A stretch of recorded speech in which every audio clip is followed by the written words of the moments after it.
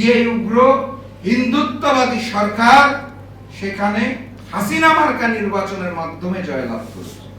এবং সেখানেই শেষ নয়, জয়লাভের পরপরই তারা ভারতের বিভিন্ন অঞ্চলে মুসলিমদের উপর হামলা করা শুরু করেছে, অত্যাচার করা শুরু করেছে, গরুর মাংসের দোকানে হামলা করছে। ওখানের একটা উদ্যান আছে, নাম ছিল সিরাজ উদ্যান, সেটার নাম বদল করে শিবাজি উদ্যান বানিয়েছে।